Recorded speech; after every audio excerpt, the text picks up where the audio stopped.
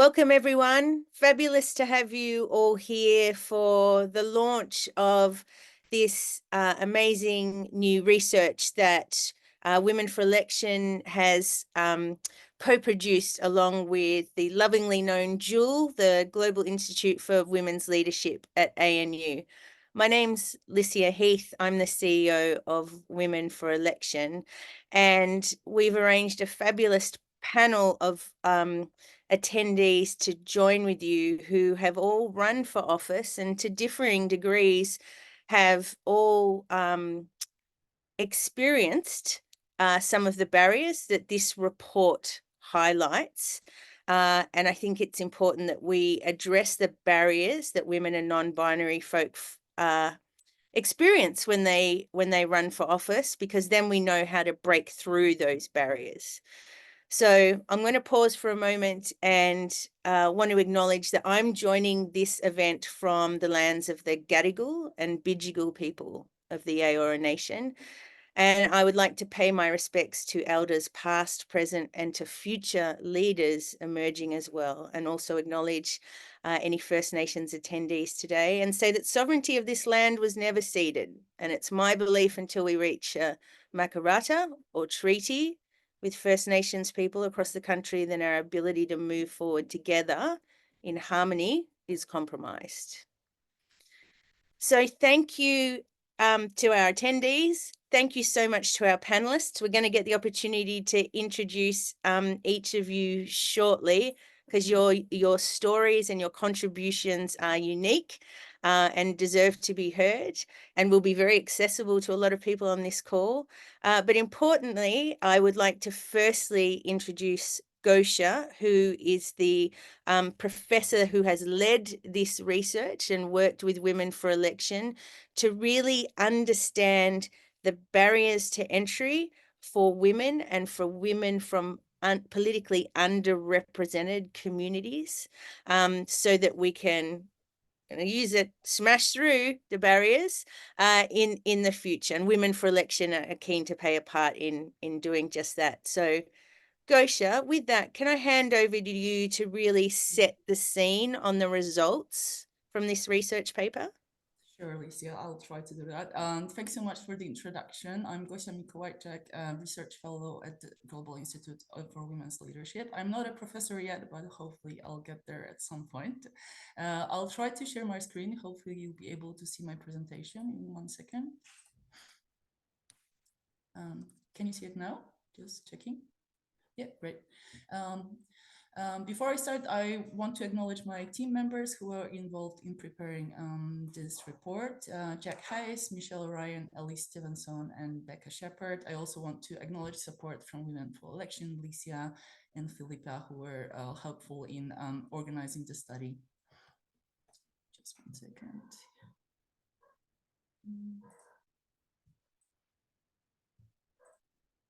Sorry, should be better now.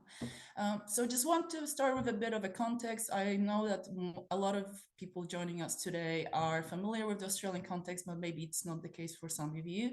So we have some positive change in Australian politics recently, with the current federal parliament in Australia being most gender diverse. Currently, we have 38% of the House of Representatives and 57% of the Senate identify as women. We also had quite substantial improvements in women's representation in state and territory governments, similarly at the local government level. However, Australia is still lagging in terms of diverse political representation across all levels of the government. And some of the groups that are still underrepresented include First Nations women, CARB women, women with disability, young women, women living in rural and remote areas, and LGBTQI plus folk. While things are improving, Australia is still a bit lagging, or things could be still better. So according to the latest international ranking, Australia was ranked 31st in terms of representation of women in parliaments, and it would be great if it could be in top 5 or top 10 in the nearest future.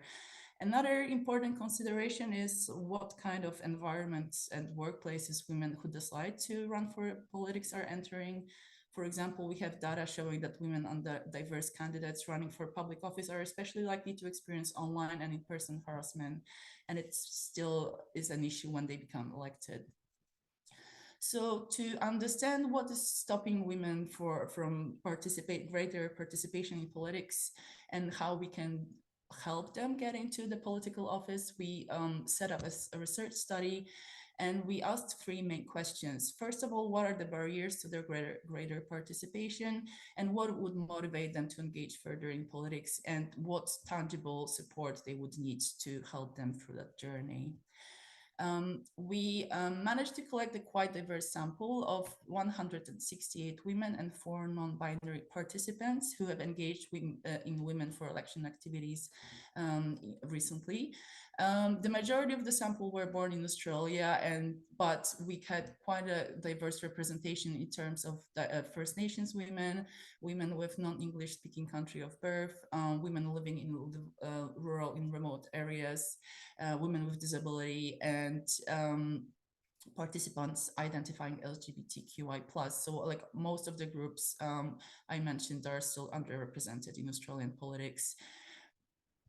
And I will start on a positive note. In general, our participants were highly politically active already. More than 1 in 3 had prior election experience, and around 1 in 6 had been elected to a political office at different levels of the government.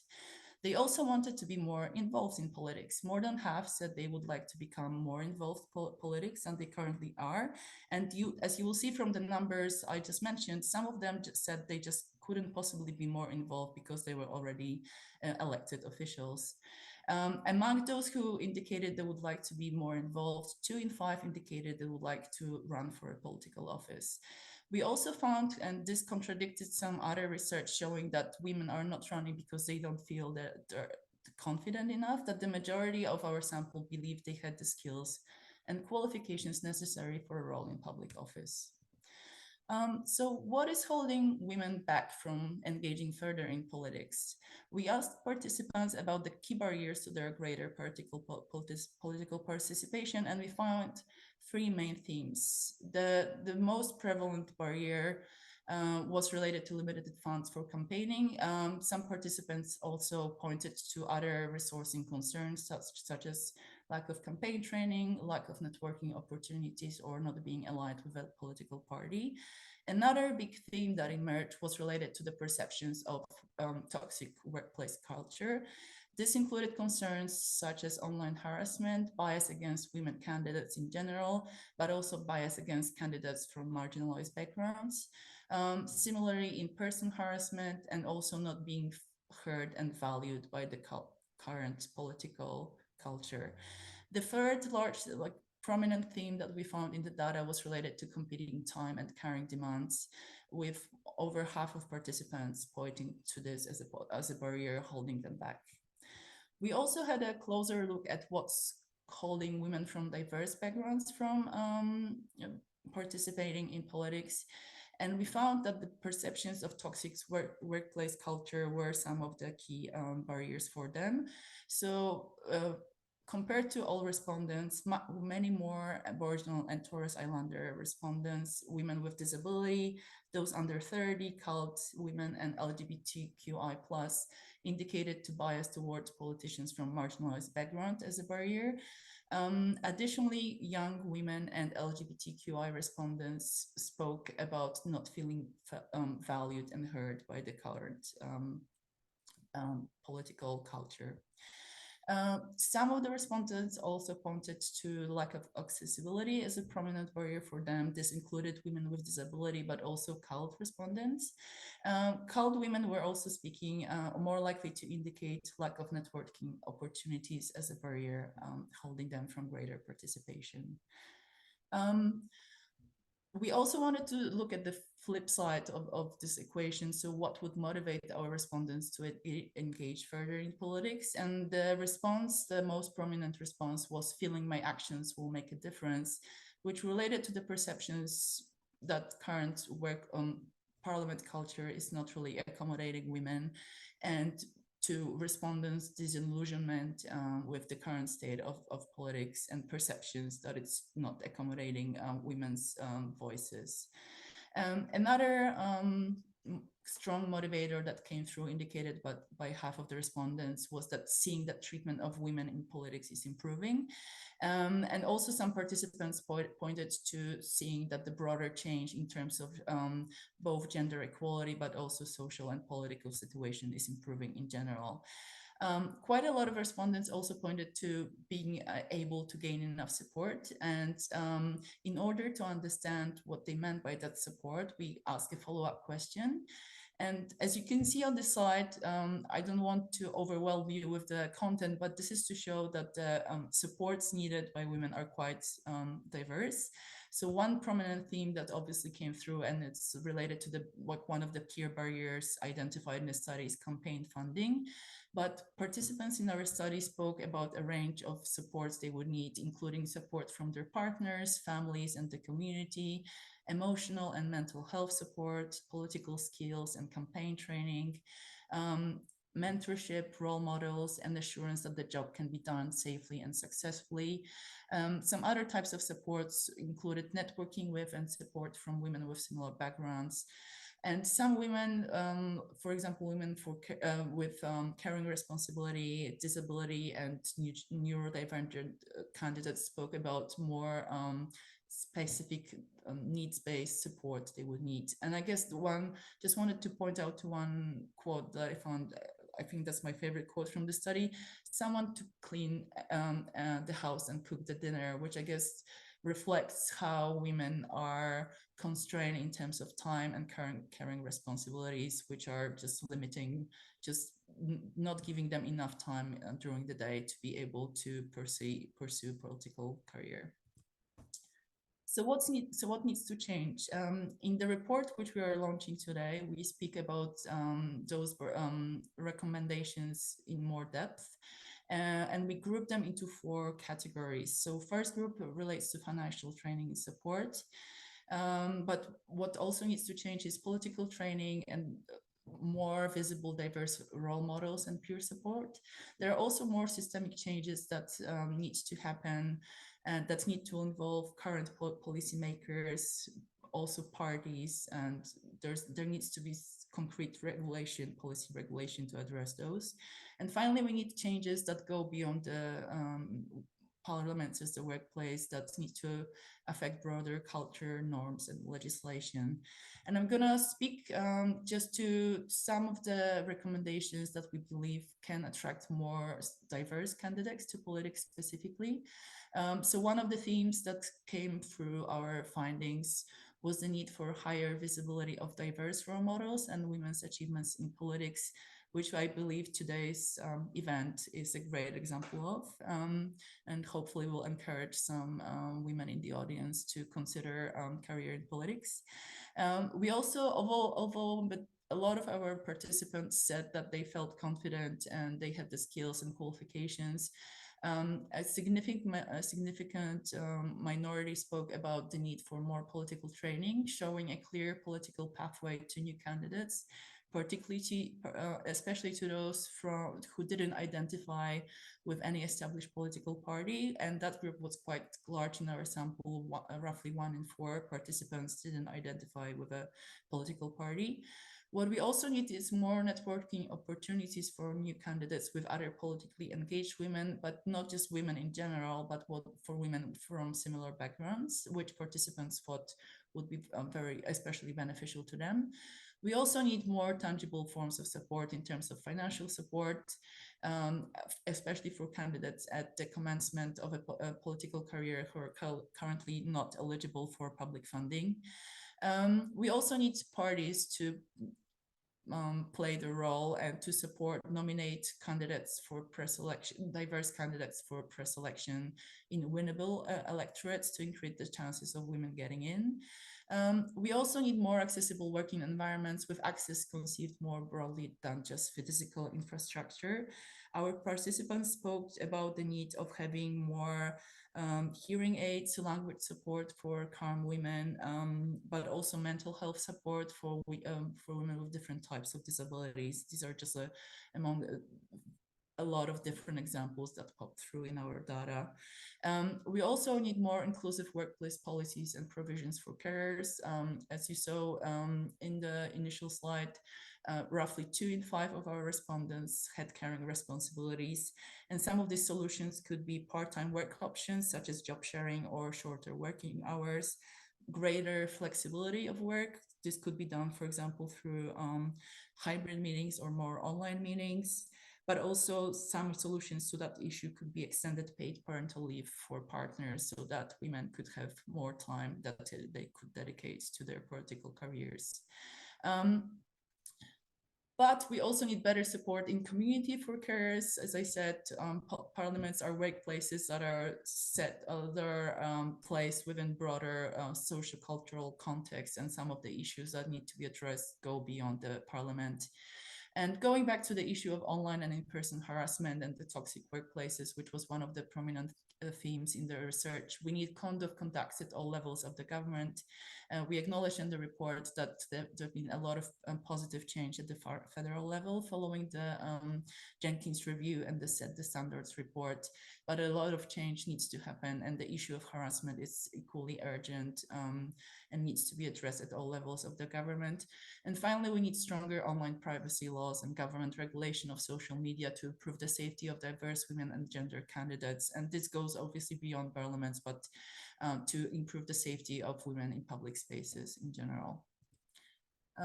That's it for me. Didn't want to take too much time to give more opportunities for our wonderful speakers to share their stories. But I believe there will be some time towards the end of the session for any questions you may have related to the report specifically. Thank you. Thanks so much, Gosia. I think when we undertook to do this research and we acknowledged that it was going to be with a certain level of political, with a cohort that had some level of political engagement already.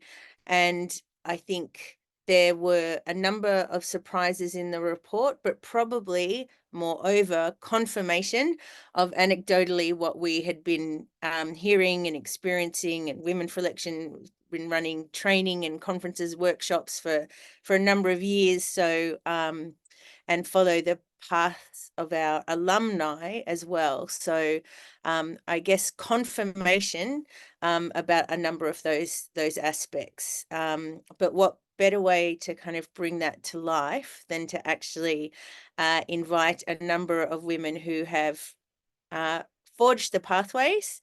I didn't practice this beforehand, but our 5 panelists have all run, and at least from our point of view, you've all won.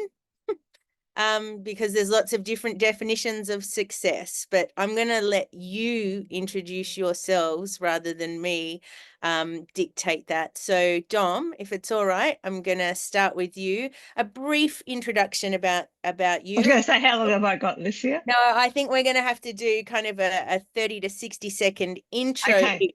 But then we're going to go into your journeys. No problem. No problem. Hi, I'm Dom, or Dominique, the full name.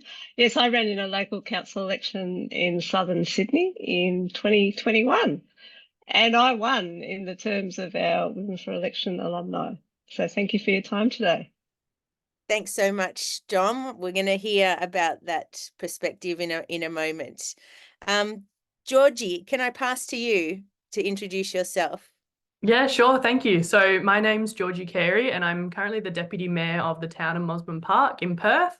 I was first elected to council in 2017 when I was 21, and then I was re-elected 4 years later and elected Deputy Mayor at that time as well. So thanks for having me here. Thanks, Georgie. Super keen to hear about your journey shortly. Jade, can I pass to you to introduce yourself? Yeah, thank you. So I am currently a Greens councillor on the Council of Clarence City, and I recently ran in the state election as well. Fantastic. We're looking forward to you sharing your journey shortly. Thank you. Farat, can I pass over to you? Thank you, Licia. I'm Farhat Firdaus, and I ran in 2020 election, local government election from Bobo Shire, which is in southeast of Victoria. I didn't win in the first place, like not get elected, but I won in terms of changing the conversations for sure. But more recently, I got elected to do the councillor role on a countback, which means I've won twice now. And it's pretty amazing to be in that room and be a decisive vote at times.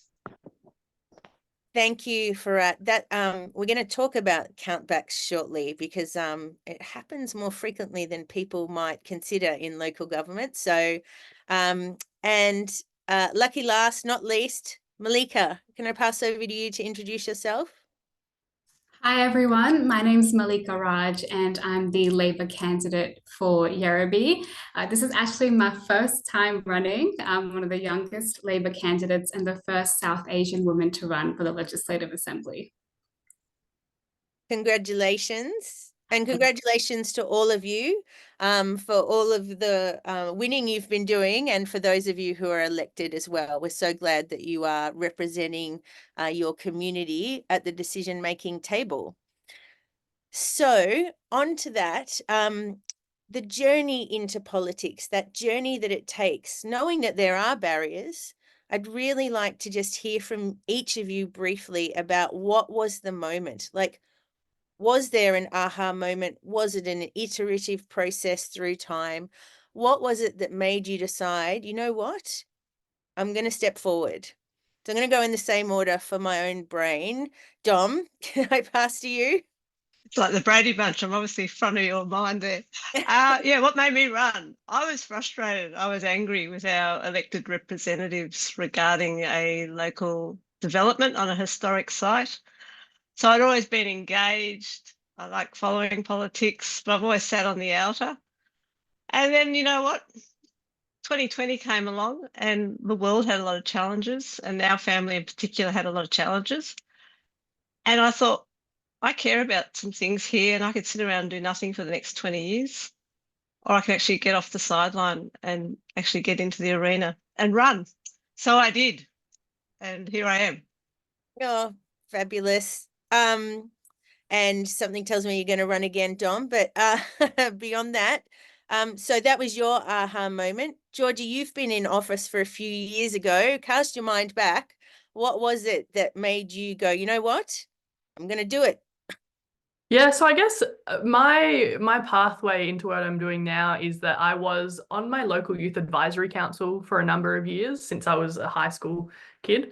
And as I kind of got more and more involved in that and started paying attention to the actual council, I just remember kind of looking at them and seeing their photos and then thinking about my experience in the community and just thinking there was such a big disconnect with who was represented at the table. And then I was doing some digging and I remember reading that a third of our community was under the age of 30 and there was just no one remotely close to that age represented. And I thought, you know, how can we be making the best decisions for our community if such a big part of it is not at the table? So I was 21, I was still in uni, and I decided to put my hand up to run. More so, I think, to just draw attention to that issue and to the importance of representation in politics. I didn't expect to get elected, but much to my surprise and the surprise of everyone else around me, I was elected and I was incredibly grateful. But it was just that moment of, I suppose, you know, things, it could be different and it should be different. And that's really what inspired me to run. Amazing. Thank you. And Malika, you noted as well, being the youngest candidate running for the ALP and the ACT election at the moment. Was there an aha moment for you? Yeah, absolutely. My journey into politics stemmed from a really young age, and it was that I was driven by a desire to make tangible and positive change in the community. I'm also a firm believer that our leaders and our parliaments should reflect the communities that they represent. And here in the ACT, and particularly my electorate of Yarrabee, it's such a young and thriving community. But unfortunately, we just don't have that representation yet in the ACT Assembly. So I put my hand up, I'm going to give it my best shot, and I'm really looking forward to talking to the people of Werribee and making positive and long-lasting change as well. Thanks, Malika.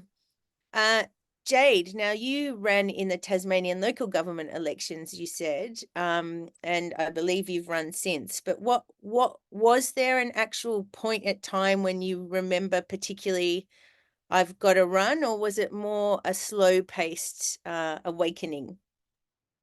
Thank you. For me, that was like a series of like aha moments. I'd been involved in climate activism and animal liberation activism for like the better part of a decade. And the first aha moment was when Kevin Rudd announced that they'd adopt the boat turnback policy for refugees. And I talked to my local member and said, what are they doing? How can they do this? This is horrible. And she said, Labor will change its mind if they get pressure from the left.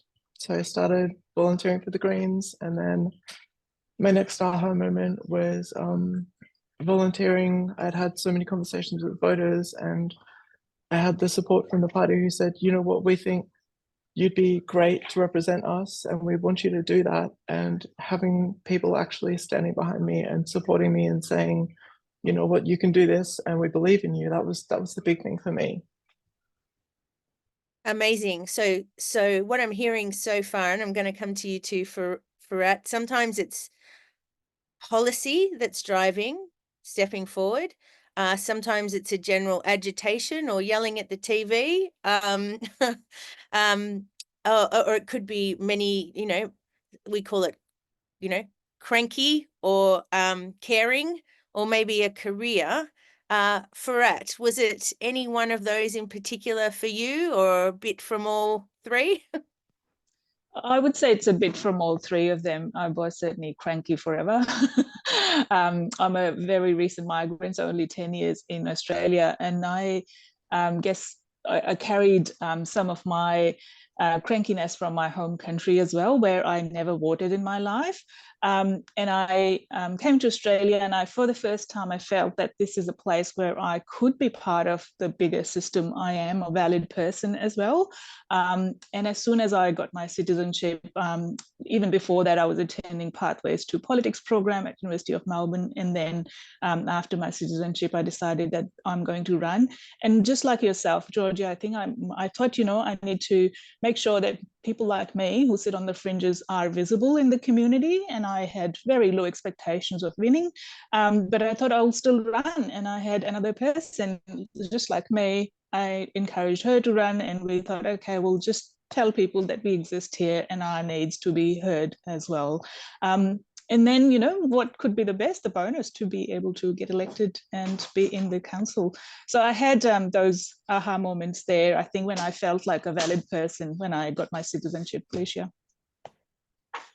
Oh, to hear that the first time you voted was to vote for yourself, Furat, is actually quite an inspiring, and it makes me quite emotional. So thank you for sharing that. Now, Malika, if I'm right, if you're campaigning right now, you're actually the person that's most immediately on the hustings. And that could include all sorts of things from, you know, holding market stalls, you know, being with the sandwich board, or door knocking or letterboxing. And, you know, sometimes when we say some of those words in our candidate training sessions, going door knocking and stuff, it can be scary and it can be intimidating. Are you doing that currently? And how are you finding the experience if it's the first time that you've run? Yeah, great question. We're definitely in the midst of the election. So there's a lot of DVC, or we say direct voter contact, where, you know, we're speaking firsthand with constituents in our electorates. And while it's really great, and I've had a lot of eye-opening experiences, it's quite confronting because you're receiving feedback and you're listening to people's aspirations firsthand, like going to someone's house and knocking on their door and asking, what are your concerns? You can see every expression on their face. You can feel the energy. So it's quite direct. and confronting. And being a young woman of color, whilst it presents many opportunities, it also comes with its barriers as well, because essentially I'm challenging the status quo. And I've had experiences where I've been talking to someone and halfway through they'd be like, so who are you volunteering for? And I'm like, no, I'm the candidate. And they don't mean to be ignorant. They don't mean to be rude, but it's just not something that's common. But it should be. Like this panel right here should be the norm in modern day and multicultural Australia. It's not there yet, but we still need to put our foot forward, and we still need to fight for this. That is beautifully said, Jade. Malika, thank you. And I think in particular, the it can be intimidating being out there, and there's ways that you can bolster and flank yourself with different volunteers when you're out door knocking, for example, and to make sure that you're staying safe as well. But generally, you found the experience positive, would you say? Yeah, absolutely. And I think I'm very grateful here in the ACT that we are such a progressive community. So a lot of people, particularly women, they find it so refreshing seeing a young woman wanting to make positive change. And like I said, my electorate, it's really diverse, it's new. We've got a lot of youth representation. So the positive feedback has come from a lot of young people as well. And they're really excited that there will be a voice for them in Parliament. Amazing. Thank you. Jade, I want to go to you now, because in your local government elections in Tassie, which were in 2022, you were kind of, talk about breaking through barriers, a bit of a trailblazer in terms of being the first transgender woman elected to public office in Tasmania.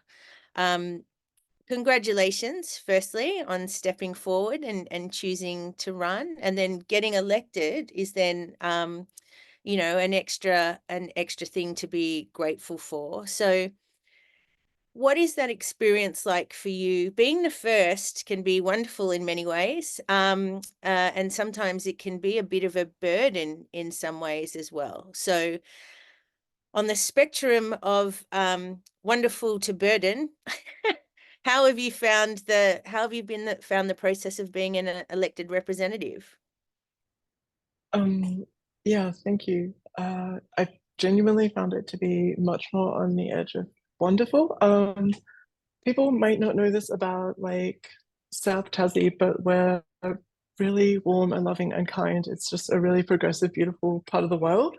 And that's one thing that's shone through for me is there's small minority groups, minority in terms of opinions, that shout down minority in terms of demographics. We'd all be familiar from our own backgrounds of the groups that, throw the spears at us. But the reality of being in public office is that the majority of people don't see those divisions that this small hateful group are preying on. The majority of people, you get out, you talk with them, they just want to talk about the real issues, and then interacting with other elected reps, interacting with staff. It's all been really, really positive. On council, so I'm a Green, but we also have so when I ran in the federal election, one of the other councillors was running in the federal election as a One Nation candidate, and she's now a councillor as well, and she completely respects me as a woman, and that's just something in terms of respect that the media narrative that you see would not have you think that would happen. Yeah, I'm glad you've brought up the media narrative, Jade, but I'm also very happy personally for you that that's been the experience as well, and that then makes you feel empowered to be able to run elsewhere, and that's what you've done, isn't it? Yeah, so I ran actually first federally when I was in the closet. Then I ran at the state level immediately after coming out as trans. And so I didn't look like I do today. This is 5 years of hormones. But yeah, in that election campaign, I did get a lot of transphobia during that. And then again in I think it was the 2021 federal elections. Yeah, a huge deal of transphobia there as one of the only federal candidates that was transgender. But yeah, it's kind of been heartening to me to see that there are that's more hateful group, and they're very active online. Like the report mentioned the online harassment aspect, and I don't want to downplay or minimize how hurtful that can be, because it can be really painful. But yeah, the thing that really kept me going has been seeing just how supportive and loving and caring everyone is in the broader community, how we all just want to look after each other, look after our neighbours, and build something better for all of us. Thank you, Jade. I agree with you that we don't want to minimize that some of that heinous behavior happens, and it particularly happens to women in public life, and then that can be amplified again for women from marginalized or vulnerable communities as well. I think what you're an amazing proof statement for is that you kept trying to get elected, and ultimately the journey's been a positive one for you as well. And goodness me, how many others you would have inspired that you don't even know as a consequence as well. So thank you for sharing that. Georgie, I want to come to you now, please. Gee whiz, that is an impressive TikTok following that you have. Holy moly. Talk about aspirational goals for me personally, but for Women for Election as well. And part of your success, I think, has been, and I mean, it's TikTok and Instagram, but part of your success has been trying to educate and trying to, you know, lift the veil a little bit on political life and how it works, and it's clearly been well received. So can you talk us through both the reason about why did you take that angle and what the response has been more broadly?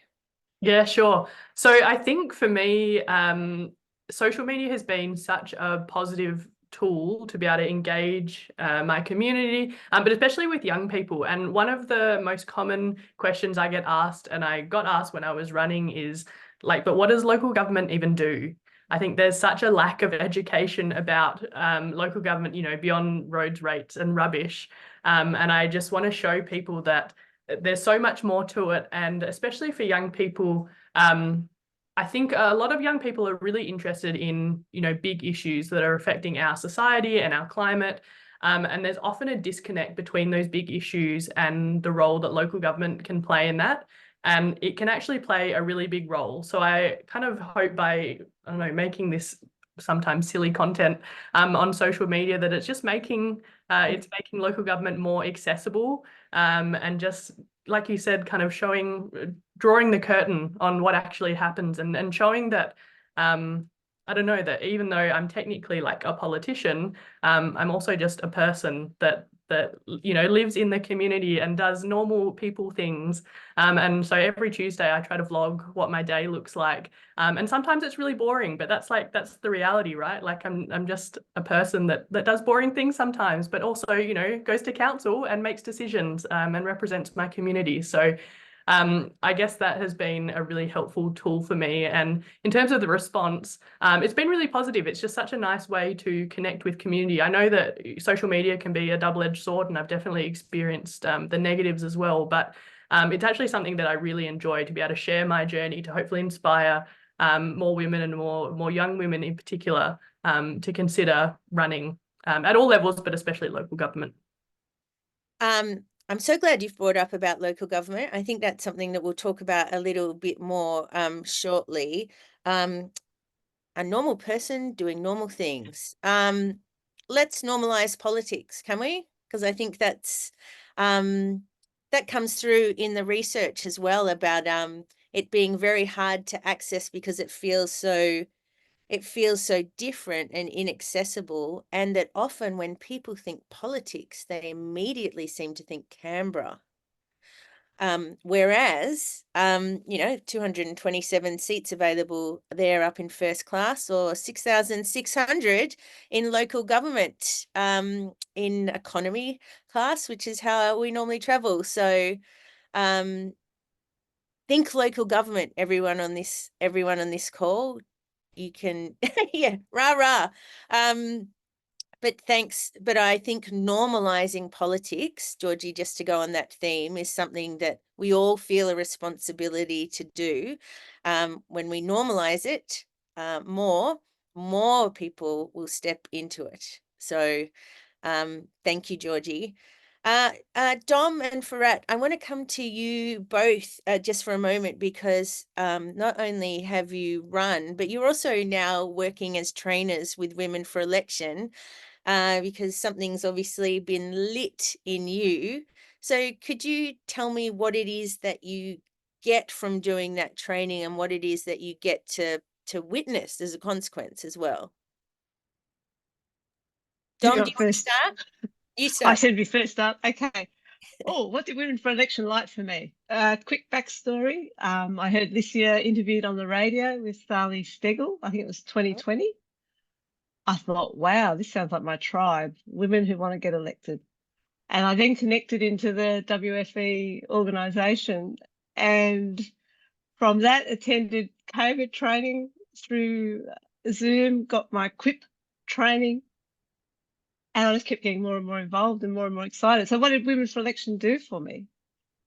It gave me the confidence to just get out there and have a try. And I'll just pick up what Georgie was saying. We're just ordinary people who want to do a good job for our community. There's nothing special about us, except I think from the outside looking in, we always think, oh, there's something special about those politicians. Let's be frank, they're mostly pale, male and stale at the local government level. We know that. And all of us are better than all of them. So Women for Election gave me that confidence. Whether it's right or wrong, I'm not sure yet. And it lit the fuse, so to speak. And then, lucky for me, I guess, Licia, you were fortunate enough to get some funding and advertise for trainers. And my application letter literally said, this is the job I was made for. I have passion. I want more women engaged in politics. I want more women educated. And let's just change everything. And I think we're doing a pretty good job so far. I think so too. Thank you for sharing that. And I didn't know about that radio story. There you go. Farhat, tell me, what is it that you're getting to witness being a trainer and attending these events and being up the front of the room? I think it's really empowering, and I guess it just goes back to the reason that I ran for initially, was around really getting people visible, people who may sit on the fringe of the community or the society, giving them the hope that if she can do it, I can do it as well. I think that when I stand in front of the people, despite all the errors I might make, I think what I feel is that they can see that I'm breaking barriers, and I have broken some really complex barriers there. And if I can do it, they can do it as well. And I think that sense is really life-changing for me. I feel really empowered by the sense that I can inspire a couple more people or a few more people to do this.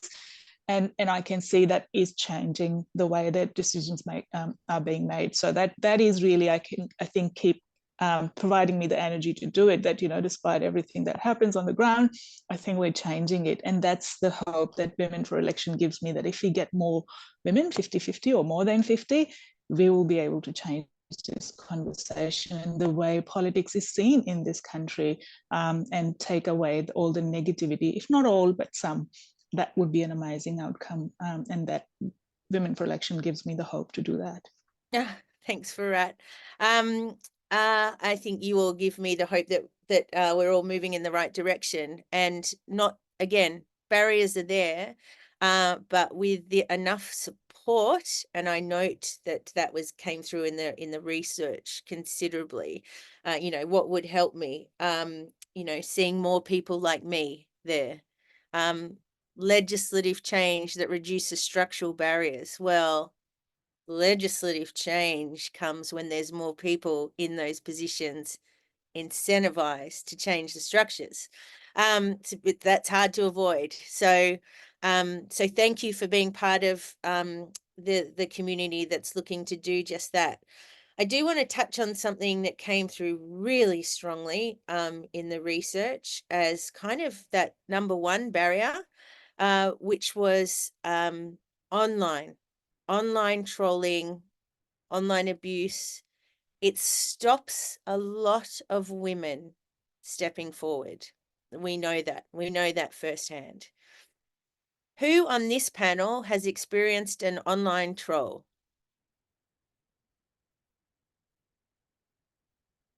Okay, yep. That's what I was expecting, by the way. And how have you each, I'm gonna just probably brief answers, please, but how have you each reconciled within yourself and the way that you conduct yourself or the way you might have a team? How do you face that online environment? I'm going to start with you, Georgie, because you mentioned about the double-edged sword. So let's start there. Yeah, I suppose. So my experience was actually when I got elected for the first time. So I got targeted by an alt-right Facebook page with 40,000 followers that shared one of my posts that called for more diversity and said, how could she believe this? Like, go give her a piece of your mind. And I had, hundreds of messages and things like that. Turns out I also got doxxed. But when that really shook me. But I guess what helped me keep going and decide to stay a candidate, because I really thought about dropping out, when I was looking at some of the comments and who was posting, which I actually wouldn't recommend to do if that ever happened again. But when I was looking at these people, they weren't from my community. Most of them were not from Perth or even Australia. So these were people with so much time on their hands, going out of their way to troll this 21-year-old girl, that it made me go like, no, this is kind of exactly why I'm running, to show that young women do have a place in politics. So I think it was kind of that internal drive, but also, of course, the support from my friends and family to keep me going, and those in my community that I knew, weren't represented there. But I think from that I've learned, you need to block and not engage for sure. But I suppose in some ways since then I've been really fortunate to not experience any more kind of trolling or harassment. So that was kind of like a trial by fire right at the start. No kidding. And since then, as I said before, social media has been this really fantastic tool for me. So I think just being aware is helpful. And I think even more, like Women for Election, like the other organisations that are around, having those support networks of women that are politically active are so important in those sort of situations to draw on and to be able to kind of lend resilience to each other in some ways when those things happen, I think is really helpful. Yes, thank you. I do. Gee whiz, that is a trial by fire, getting 40,000 strong target. But Georgie, well done for pushing through, and good advice as well in terms of not looking at it necessarily yourself. Jade, can I pass to you?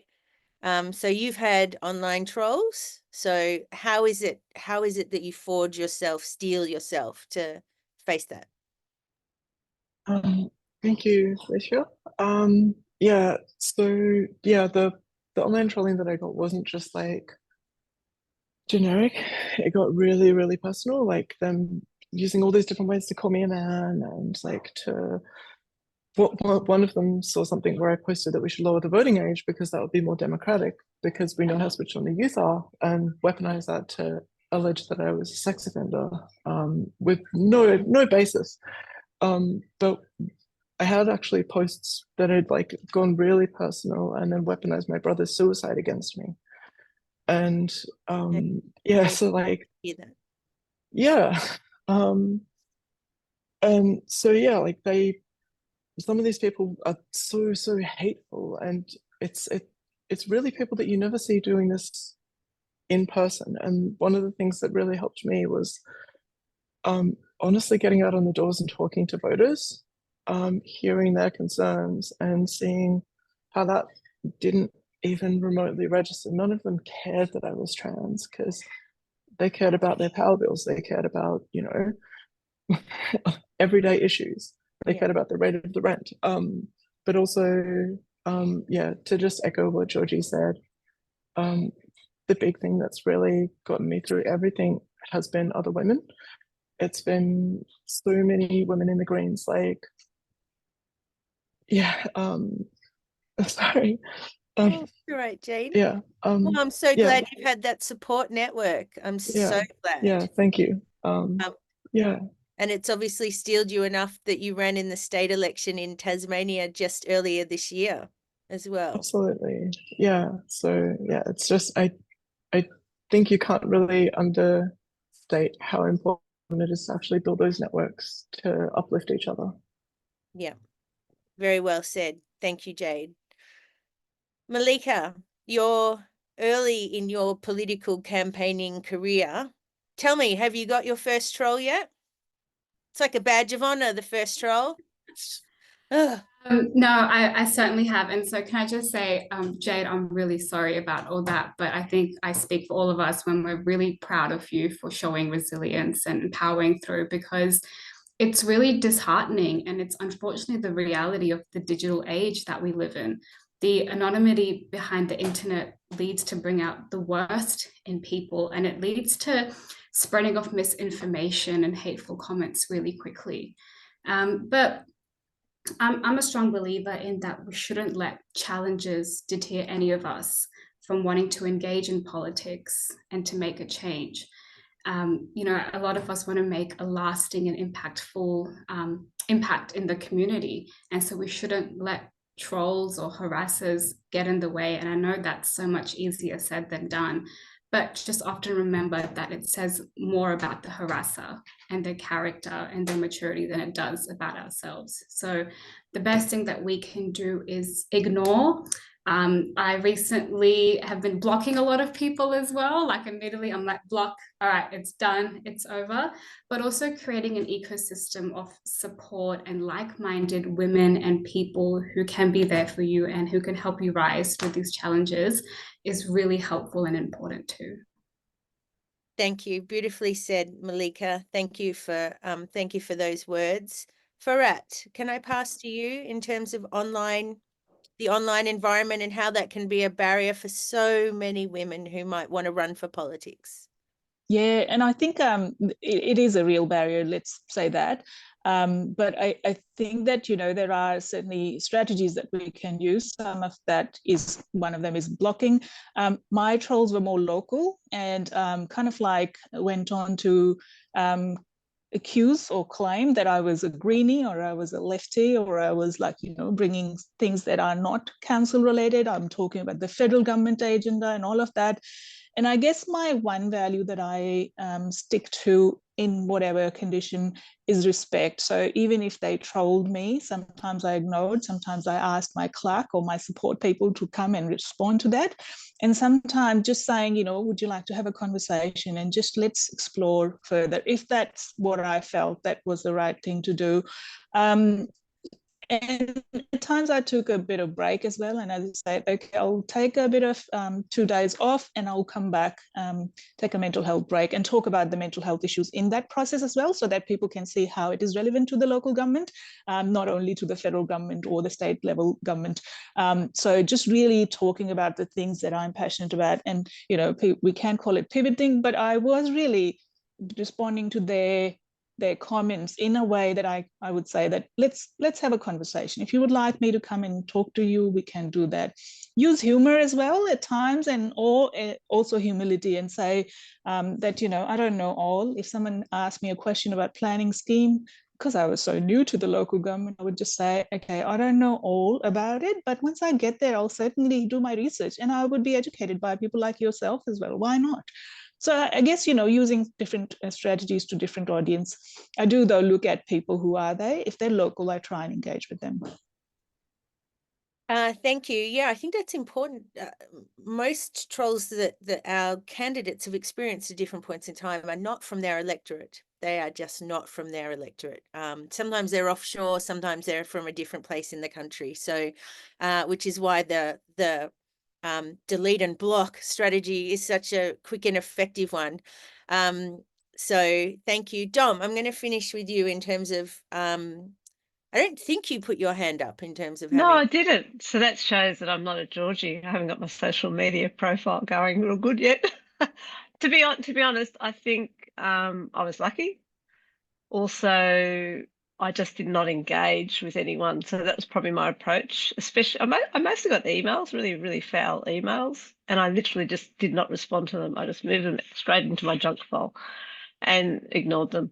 A bit like you, Farhat, and I can't remember who else said the same. If it was a comment that I found that I should respond to, I would check their bona fides and make sure they were from the area. A lot of them aren't, so in which case I just hide it and move on. But my main objective with this social media is to ignore and don't give them oxygen and humour. Like, sense of humour gets me through everything.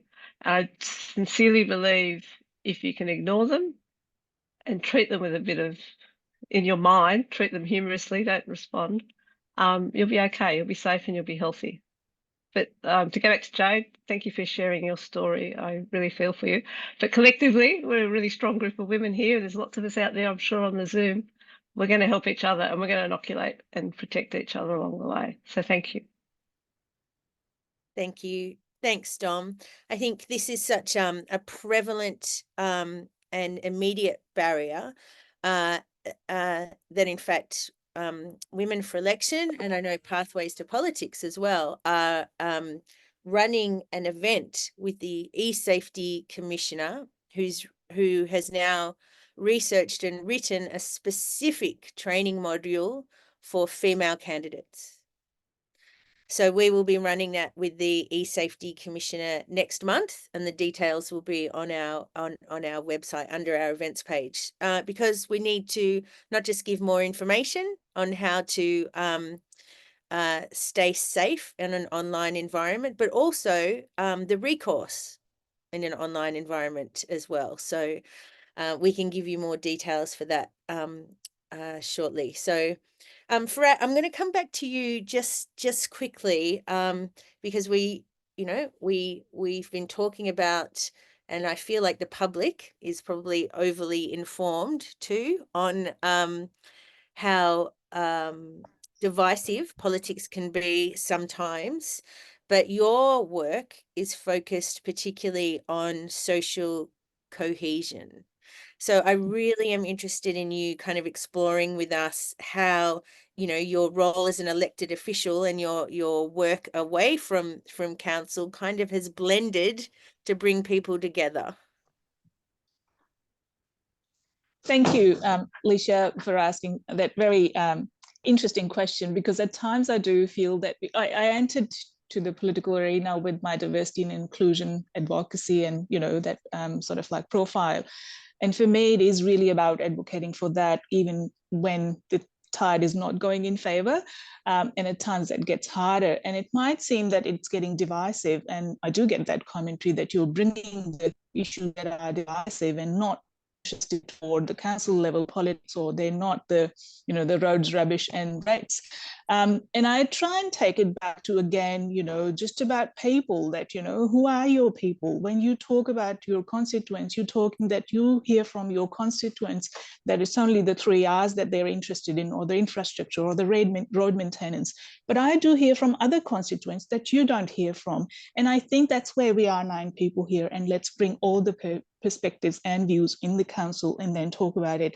So I think that the reason I stick to the respect value is because I'm personally committed to it, but that's the only way I see that we can make that change. If I go and not do respectful things, then I'm not setting the right sort of role model. And I think that's where my focus is. If I can set the right sort of role modeling for people like me, but also for other councillors in the council chamber and the decision-making rooms, then I think we're going towards a society that is socially cohesive and together and work for the betterment of everyone. It is not an easy, like I would say it's a rocky ride, but I think the successes that I've had in last 1 year since I got elected shows me that I should do it ongoing and like as long as I can and continue the ride, because it takes time to to make the changes that we all want.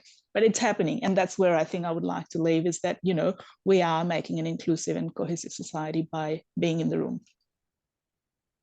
Beautifully said, Farat. Thank you. And just like I know you're on council in regional Victoria, you know, the ability for you to inspire those who I'm sure who've actually articulated that to you, but those that haven't articulated it to you will be much greater in number. So I think, you know, I'm glad to hear that that's work that you want to continue as well. This next question, and I know we do have a prompt there.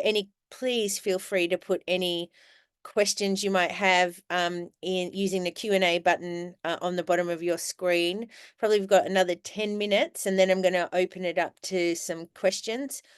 If you have questions of particular panelists, please note that in your question as well. Just helpful for me to administer. So to our 3 elected panelists, and Dom and Malika, this is aspirational goals for you. And starting with you, Georgie, what is it that you're most proud of? I said before, we're overly informed on the negatives of going into politics. Let's hear about the positive things that can be achieved when you are elected sitting at the decision-making table.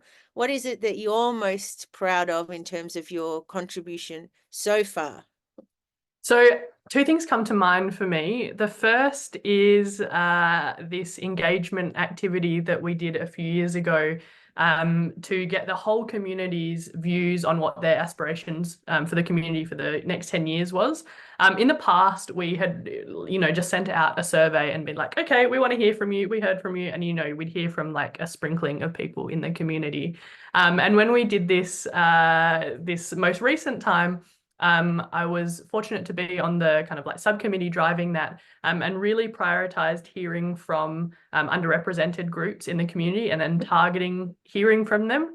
And funnily enough, we got the most engagement that we've ever had by some mile. So it was really cool to be able to see that we have this, you know, and this was informing the document that guides all our council decision making. So knowing that kind of blueprint was really representative of the community was really, really special to me, because I think it hadn't really happened so much in the past. So that's one thing that's quite externally facing.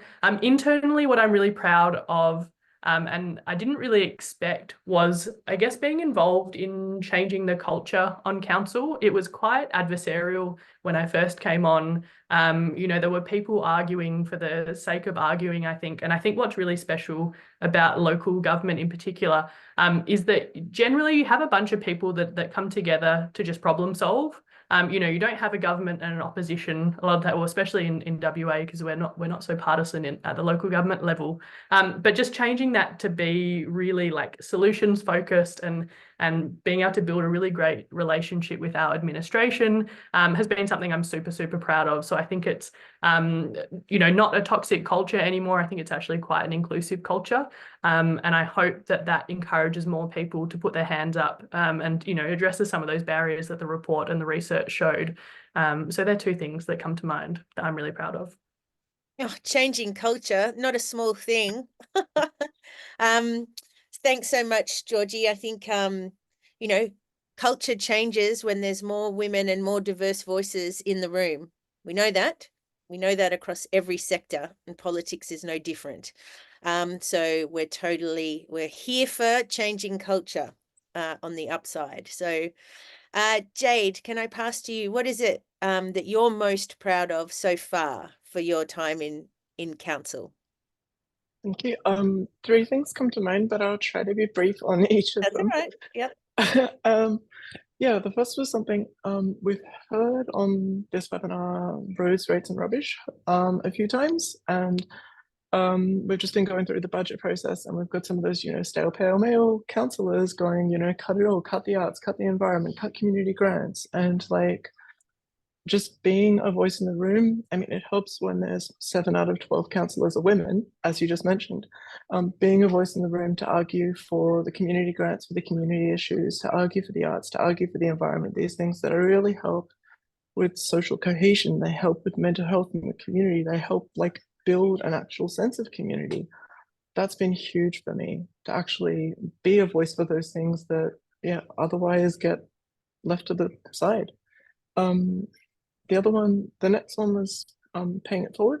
I've mentioned how much I've benefited from other women supporting me, but the biggest thing since getting elected has been able to do the same for other women, being able to talk to people who aren't yet this far in their political journey, to uplift them, to give guidance, mentorship, and support has been just so huge. And thirdly has been inspiring queer youth. Just being visible as a trans woman in politics has been huge. Like, I've heard from so many people all across the country reaching out to me and just saying what it means to them to see someone like them actually represented. Because until recently, we've only been represented in negative lights, and seeing someone achieve something positive has just been really uplifting to other people. And that's something that I'm so proud to be able to do. Amazing. I'm glad you extended it to 3, because I wouldn't have wanted to have removed any one of those either. So thank you, Jade. Farat, the last elected person on this panel, what is it that you're most proud of? And I know you haven't been on council that long, but I know you're proud as well. Yeah, so it's only been a year. Yeah, but I think that even within that year, I have, some of that, what Georgia touched upon, and Jade, I think just, breaking those myths around who can get into the politics and the cultural part of it. It's very slow and gradual process. But 2 concrete examples that comes to my mind is, one of them is very recent, around having a policy on the place naming and features sort of work. And we are the first rural council in Australia to set a 70% target, not a quota, but targets, after a very, very tense debate and process, to the extent that the motion was called to rescind as well afterwards, though it was democratically passed. So if you would like some more drama than Netflix, just have a look on our meeting of April.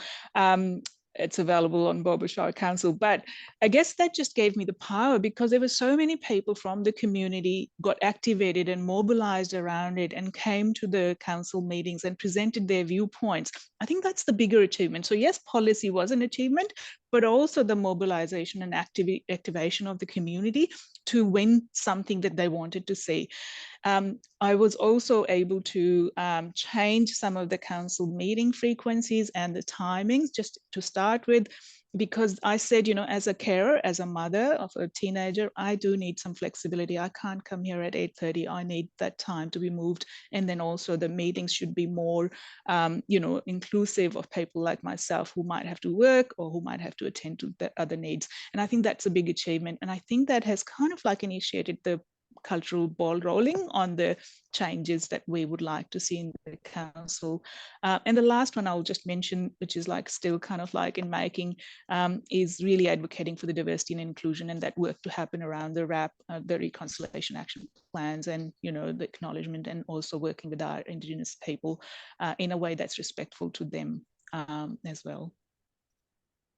Thank you. All that in 1 year, and all on a countback as well, Farat. So, and in fact, sorry, let's not assume knowledge on this either. Could you quickly explain what a countback is?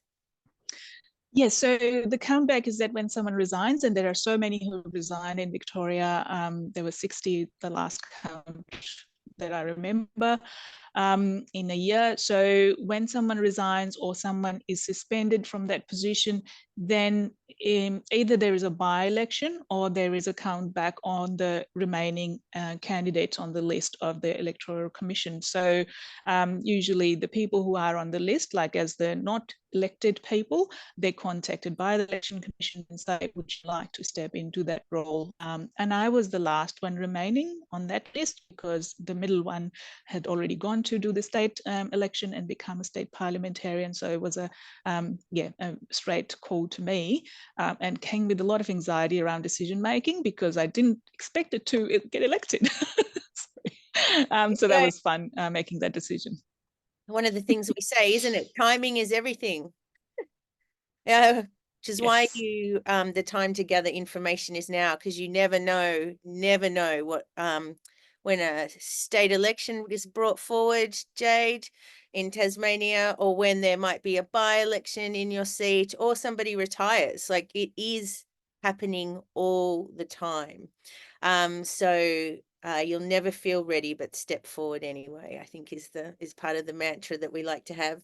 Look, I have officially hit the time where I'm just going to go to a couple of Q&A that have come into my inbox. So, and I'm going to open it to all the panelists. So, what do each of you think needs to change? Now, I'm not going to give you one thing. So let's say you each have two things. What do you each think needs to change to encourage more women, particularly women from politically underrepresented communities, for them to step forward? Two things each. Georgie, lucky you. You're first.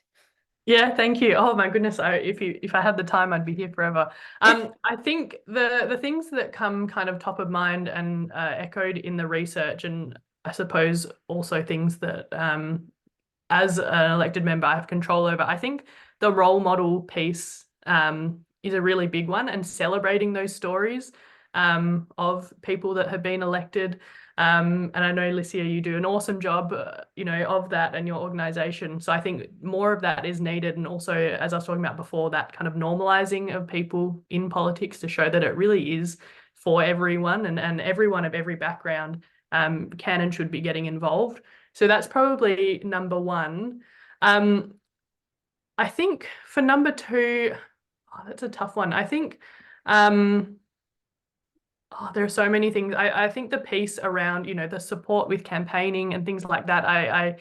When I ran, I had no training, I had no financial support. I was Googling things left, right, and center. I had actually, this is a confession, I'd never actually been to a council meeting before I had been elected. So the first council meeting I attended, I voted at, and I had no idea how it worked. But I think that sort of training that I know exists now is so helpful. So I think more support for programs like that is so necessary, and I think we'll see a lot more women run from that, but it also opens people's eyes to the whole process and the different ways they can influence and get involved, if it's not necessarily just being elected, because there are so many ways to make a difference.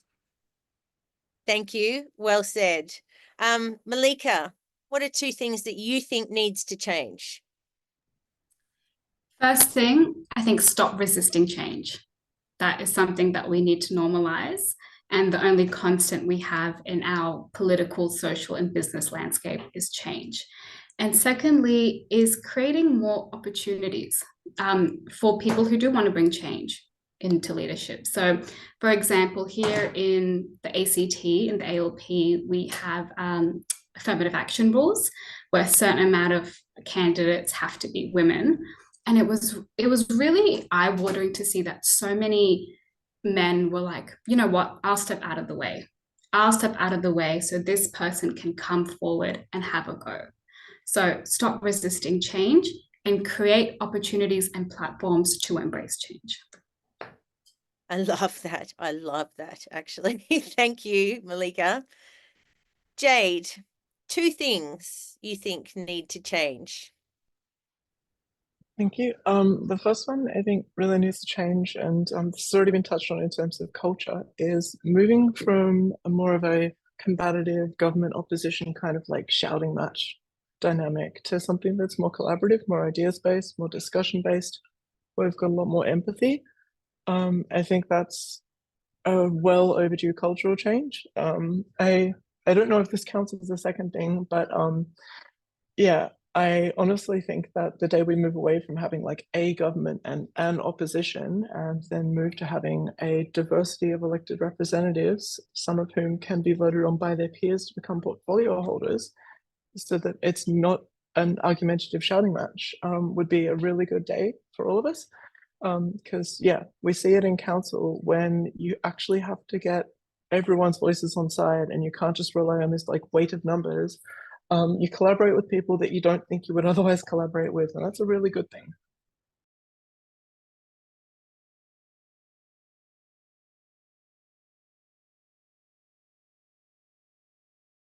Mute, please. Okay, I got this. The adversarial component of politics can put a lot of people off. The challenge I think I'd throw out there is that it doesn't have to be that way. So, the Westminster system might lend itself to it, but I think the individuals in there can make sure that it's not as adversarial as it necessarily is as well. So, so thanks so much, Jade. Farat, 2 things that need to change. I do think that the code of conduct need to have a little bit more teeth to make sure that we're accountable for the behaviours that goes on in the council rooms or wherever it takes place, whether it's Parliament as well. Because I think there is not much happening in that space that could assure me and people like me and women that, you know, there is safety. It's like a workplace where we go and perform our job and do it well and really, you know, fight it off, like debate it well. But when it comes to just, you know, leaving the decision in the room and then getting out, then that's how we do it. So, so I think the code of conduct for local government council needs to have really some teeth around it, which is happening.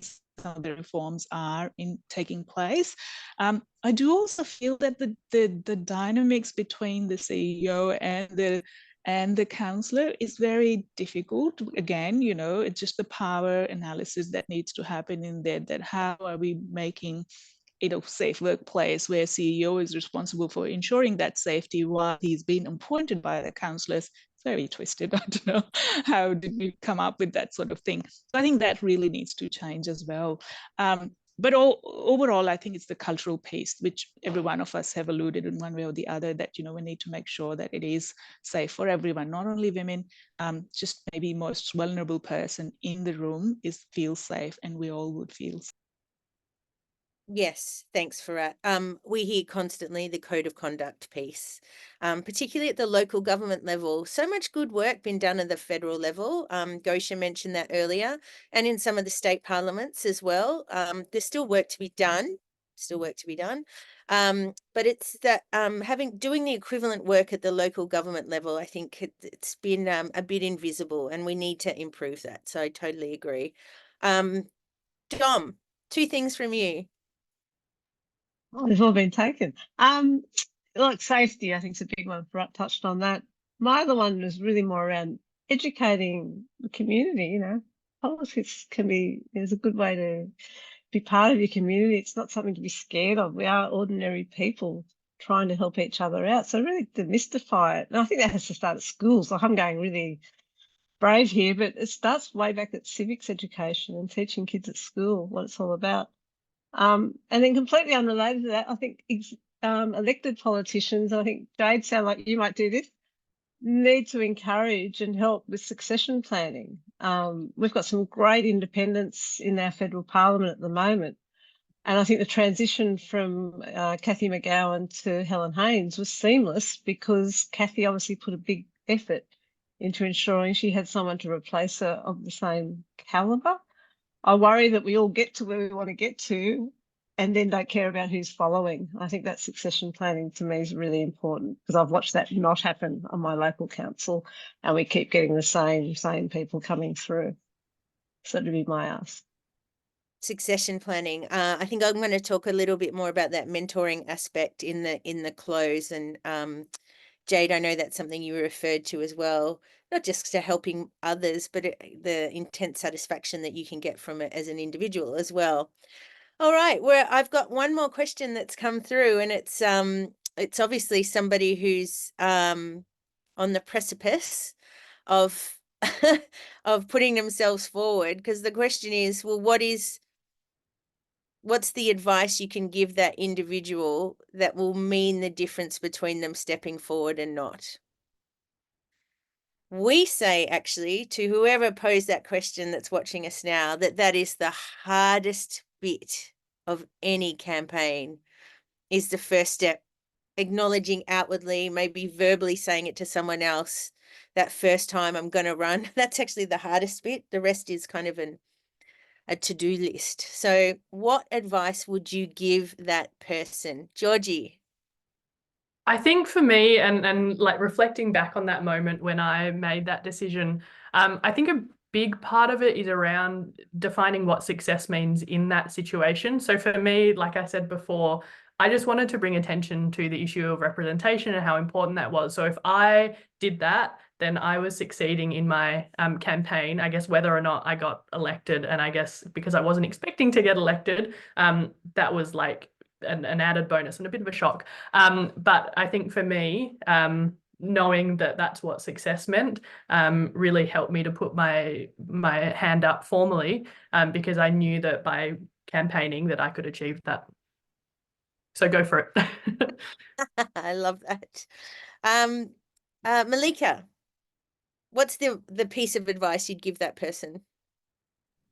I'm definitely going to piggyback off Georgie and say, just go for it, because it's so much more greater than what we see it is. And if the women on this panel didn't put their step forward, or the women in Parliament, or the women who came before us didn't go for it, then this change wouldn't have happened. Sometimes the footsteps that we take leave a much greater impression than we think.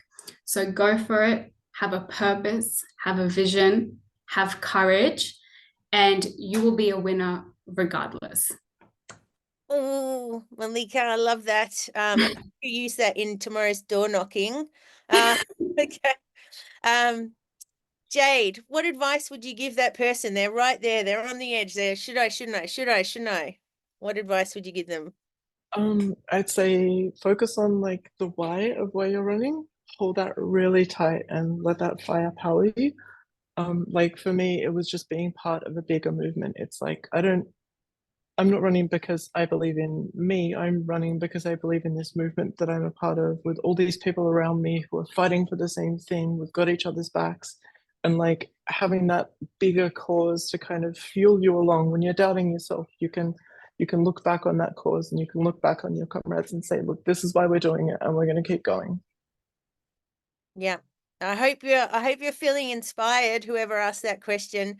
Farat and Dom. Farat, what advice would you give that person? All of that, what has been said, but also just really don't shy away from asking help.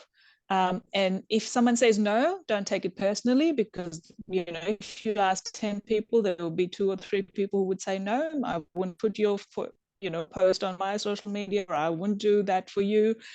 So don't take it personally, because that's part of asking for help. But I think I shied away initially from asking for help. But when I asked for help, people came pouring in.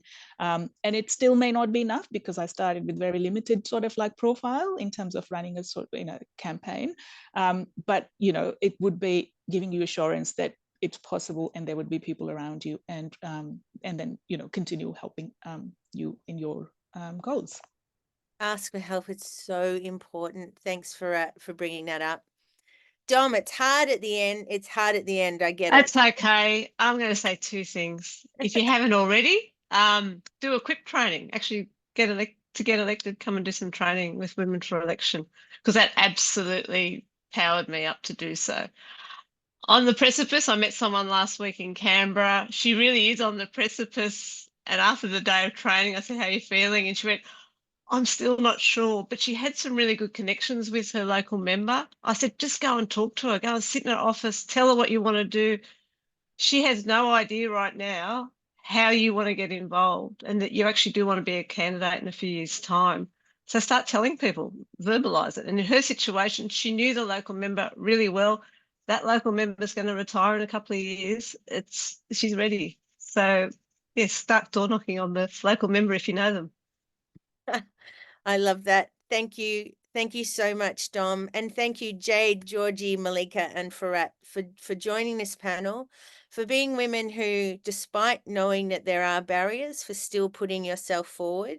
Not everybody has the ability always to put themselves forward, or whether that be life stages or whether it be because some of those barriers are more prominent for them. So when we see women choose to have the courage and step forward, I feel it's really incumbent on us to support you and also celebrate you.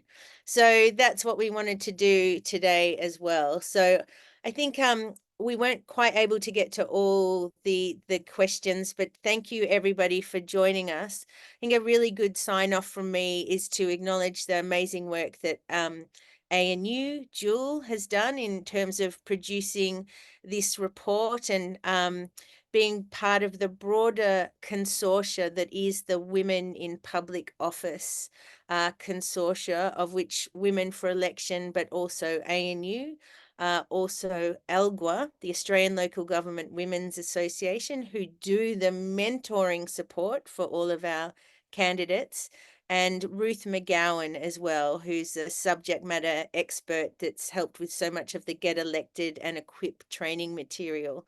Again, not surprising, a panel of amazing women-led organizations to make sure that each one of those barriers are addressed and provide you with support, whether it's training, mentoring, whether it's masterclasses on specific content like our e-safety commission masterclass as well. So we're here to support you. There are other fabulous organizations as well, like She Runs in WA and Pathways to Politics. So, you know, on the shoulders of giants, let's do ourselves out of business in the next 10 years is my my philosophy.